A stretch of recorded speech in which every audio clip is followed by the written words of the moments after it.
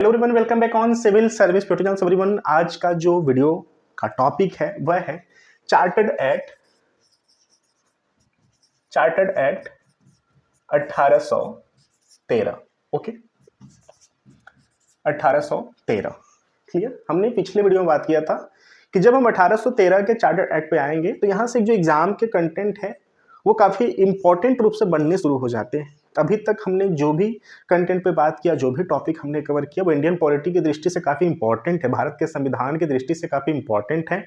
अगर हमें वो कंटेंट नहीं पता रहेंगे तो हम बाकी स्टेटमेंट को ना ही तरीके से कवरअप कर पाएंगे, ना ही हमें पता हो पाएगा कि आखिर इनका निर्माण कैसे हुआ, बातें बनती कैसे चली गई, आखिर जो अंग्रेज थे उनकी छुपी मंशा क्या थी, वो किस हिसाब से भारत में एकाधिकार को, अपने वर्चस्व को बनाते चले गए थे। ओके, सो 1813 का जो चार्टर्ड एक्ट है, यहाँ से हमें बहुत सारी महत्वपूर्ण बातें मिलेंगी। साथ ही साथ जो मेन हमारा जो फोकस है एग्जाम का, सो एग्जाम के जो कंटेंट है यहाँ से बनने शुरू हो जाते हैं। ओके, हमने पिछले वीडियो में बात किया था कि जो 4 चार्टर्ड एक्ट हैं 1793, 1813, 1833 और 1853, ये जो 4 चार्टर्ड एक्ट हैं इसमें से हमने 1853 को कवर कर लिया है। आज हम लोग बात करेंगे 1813 पे। क्लियर एवरीवन, मोटा मोटा इस पर पहले हम लोग बात कर लेते हैं कि एक्चुअल में ये है क्या, ये कंटेंट हमारे लिए इंपॉर्टेंट क्यों हो जाता है, और साथ ही साथ इसमें ऐसी क्या जानकारी है कि ये महत्वपूर्ण होता है एग्जाम के दृष्टि से। देखिए, जो ट्रेड मोनोपोली थी, ईस्ट इंडिया कंपनी की जो ट्रेड मोनोपोली थी भारत में, उसको यहां पर इस अधिनियम के द्वारा समाप्त किया जाता है। ठीक है, इस अधिनियम के द्वारा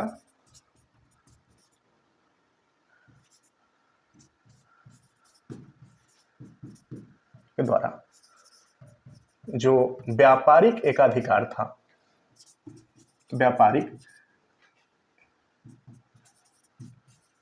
एकाधिकार, उसको समाप्त किया जाता है। क्लियर।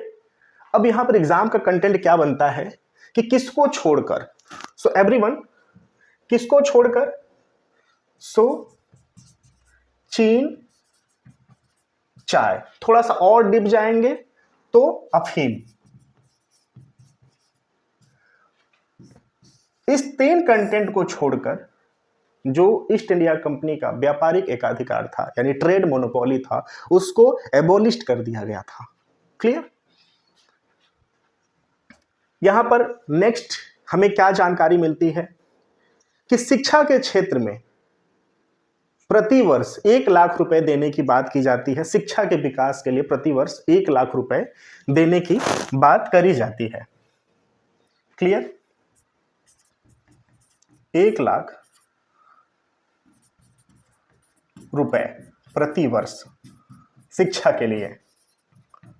हालांकि वो कभी धरातल पर नहीं आ पाता है, पेपरों में बातें कही जाती हैं कि शिक्षा के लिए प्रतिवर्ष 1 लाख रुपए दिए जाने की बात की गई थी इस अधिनियम के अंतर्गत। क्लियर। यहां पर हमें जानकारी और क्या मिलती है कि अगले 20 वर्ष के लिए, अगले 20 वर्षों के लिए भारत में जो भारतीय प्रदेश थे, भारतीय प्रदेश और राजस्व, उसको प्रबंधन करने की जो जिम्मेदारी मिलती है वो ईस्ट इंडिया कंपनी को मिलती है। क्लियर, इंपॉर्टेंट कंटेंट है, इसमें माइंड रखना। अभी हम लोग ना ओवरव्यू बात कर रहे हैं, अभी 1 बाय 1 हम बात करेंगे। एक हम जानकारी दे रहे हैं टॉपिक को कि हम एक ओवरव्यू बात कर ले कि 1813 में आखिर हुआ क्या क्या था। इसको हम लोग सीरीज से तरीके से बात अभी करेंगे अभी। ओके, सो 20 वर्षों के लिए जो ईस्ट इंडिया कंपनी थी, क्लियर, उसको भारतीय प्रदेशों और राजस्व के प्रबंधन का एक अधिकार दिया जाता है। क्लियर। और यहां पे इंपॉर्टेंट मैटर क्या होता है, जो ईसाई मिशनरी थे, क्लियर, जो ईसाई मिशनरी थे, उनको भारत में धर्म प्रचार धर्म प्रचार का छूट दिया जाता है, परमिशन दी जाती है कि आप चाहो तो भारत में ईसाई धर्म का प्रचार प्रसार कर सकते हो। यहां पर और क्या होता है, अंग्रेजी स्कूल का चलन शुरू होता है। Clear? So I hope so कि हमने 1813 का जो चार्टर्ड एक्ट है, हमने उस पे सारे कंटेंट पे वन बाय वन करके बात कर लिया। ये है 1813 का चार्टर्ड एक्ट। अब हम लोग इसको तरीके से एक नोट्स के रूप में लिख के भी बात कर लेते हैं, ताकि हमें याद करने में, नोट्स बनाने में थोड़ा सहजता हो। क्लियर? तो यहां पर देखिए, पहला मुद्दा क्या लिखेंगे कि कंपनी का व्यापारिक एकाधिकार समाप्त होता है।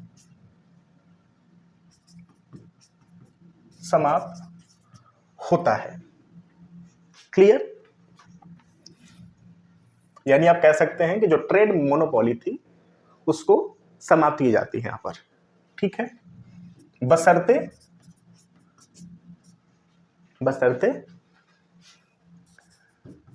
चाय, चीन और अफीम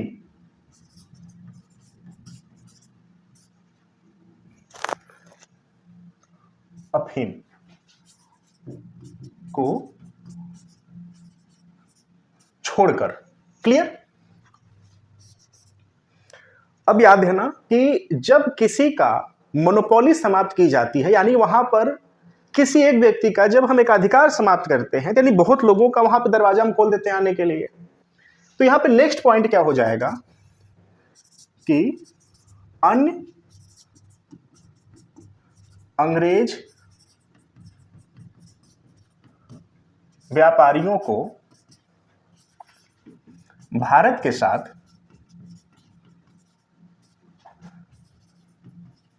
व्यापार करने का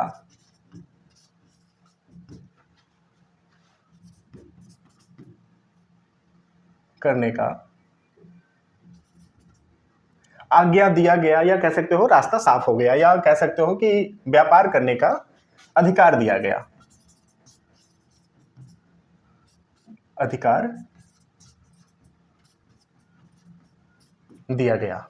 क्लियर?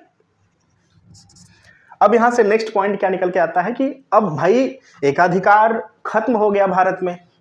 ईस्ट इंडिया कंपनी का चाइना, चीन और अफीम पे इनकी मोनोपोली बनी हुई थी, बाकी चीजों पे इनका एकाधिकार को समाप्त कर दिया गया। जब अधिकार समाप्त किया गया तो बाकी जो अंग्रेज व्यापारी थे, ऐसा तो है नहीं कि बस ईस्ट इंडिया कंपनी ही ब्रिटेन में, इंग्लैंड से व्यापार करती थी, ट्रेड करती थी। बहुत सारे व्यापारी थे अंग्रेज जो कि ईस्ट इंडिया कंपनी के साथ नहीं थे लेकिन व्यापार करते थे, तो उनका भी रास्ता यहाँ पर साफ कर दिया गया।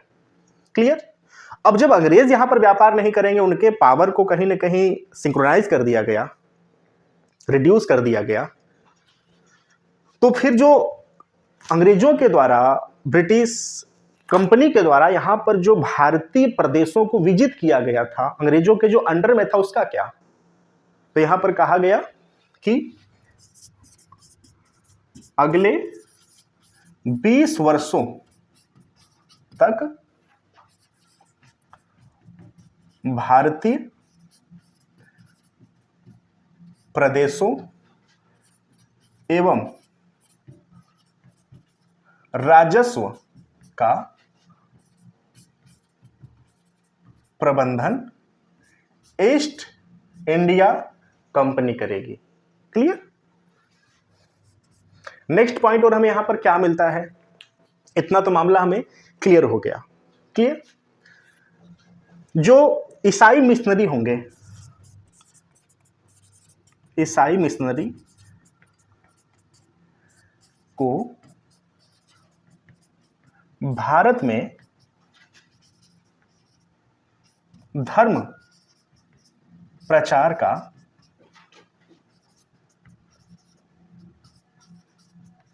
अधिकार दिया गया।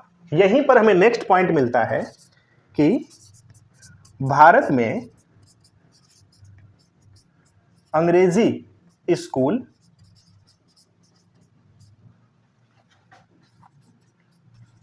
का भी प्रारंभ हुआ यहां पर।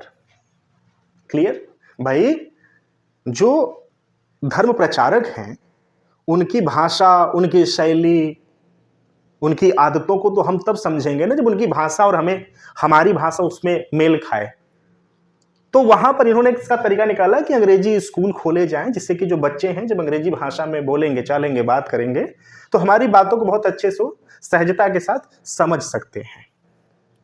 देखिए, हम लोग यहां पर वन बाय वन एक एक सेंटेंस को लिंक के द्वारा जोड़ते चले जा रहे हैं।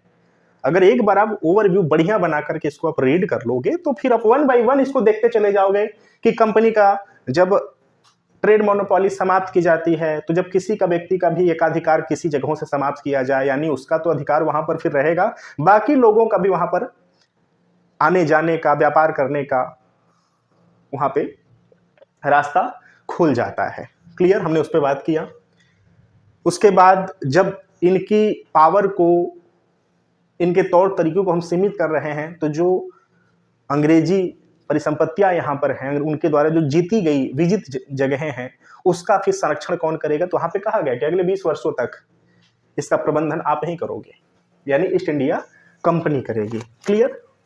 सो धर्म प्रचार की भी इनको यहाँ पे बातें कही गई। तो जब धर्म प्रचार की बातें कही गई तो इनकी भाषा समझेगा क्यों? क्योंकि हम हिंदी, मराठी, उर्दू, पंजाबी बोलने वाले लोग हैं। अब इनकी भाषा कौन समझे?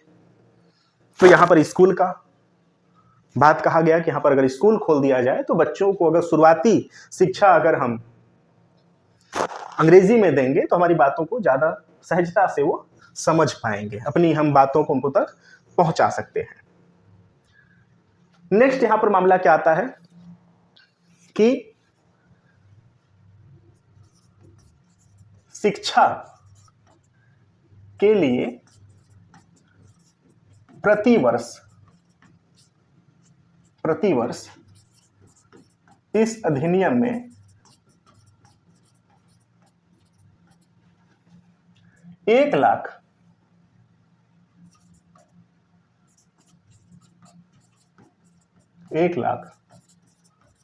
रुपए व्यय करने की बात कही जाती है।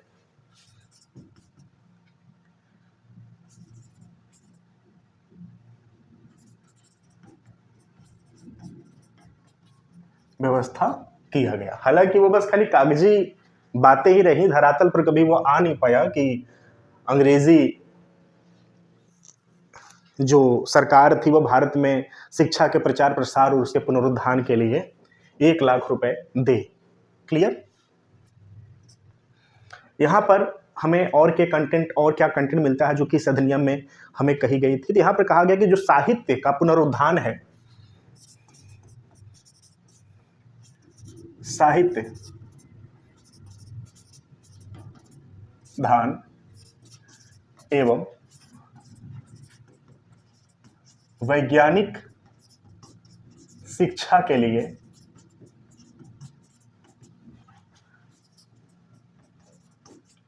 आर्थिक व्यय का व्यवस्था किया गया।